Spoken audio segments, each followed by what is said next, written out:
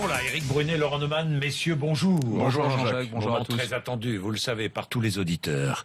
La Tunisie, cet attentat terroriste, encore un attentat terroriste. Il faut aller en Tunisie, continuer à aller en Tunisie. Le tourisme était visé, la démocratie tunisienne est visée. Il ne faut pas l'abandonner. Il ne faut pas abandonner ce peuple. Moi, mon point de vue ce matin, il est extrêmement clair. Oui. Les attentats, qu'ils soient à Paris, à Copenhague ou à Tunis, ce sont les mêmes. C'est la même horreur. C'est les mêmes donneurs d'ordre. Ce sont les mêmes djihadistes. Les djihadistes se recrutent d'ailleurs autant en France qu'en Tunisie. Donc, face à une telle horreur, la réaction doit être la même en Tunisie que celle qu'on a connue à Paris après les attentats de janvier, le fameux esprit du 11 janvier.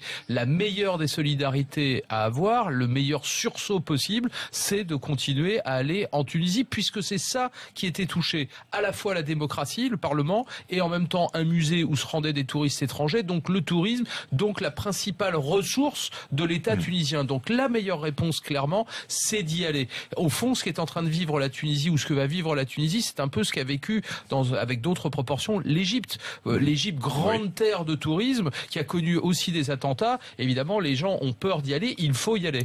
Oui. C'est fou, ce que dit Neumann est juste. C'est le même donneur d'ordre.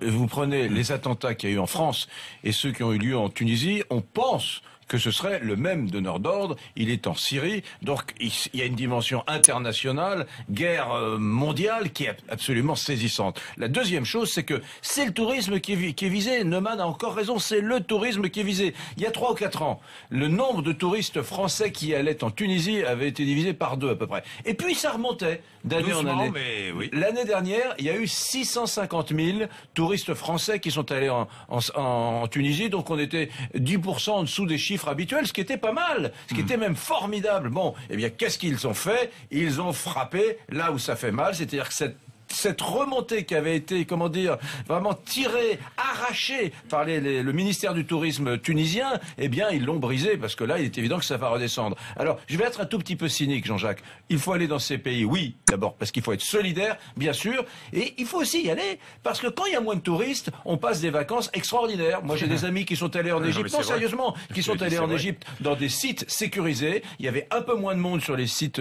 éblouissants de l'Égypte. Dans les hôtels, eh bien, on faisait des prix, et ils ont passé des vacances extraordinaires sur une croisière le long du Nil, etc. Donc, il est probable que dans les prochains mois... Quand on habite Paris, on n'est pas à l'abri du terrorisme. Bien sûr. Oui, bien sûr. Ou partout ailleurs dans le monde. Il faut dire la vérité aussi. Oui. La Tunisie, c'est un pays d'accueil absolument formidable. Les gens sont formidables. Il y a des choses incroyables à aller visiter. Vous savez qu'il n'y a pas que le tourisme de plage où on se dort la pilule. Il y a aussi le tourisme médical. Et c'est pas une critique de dire ça.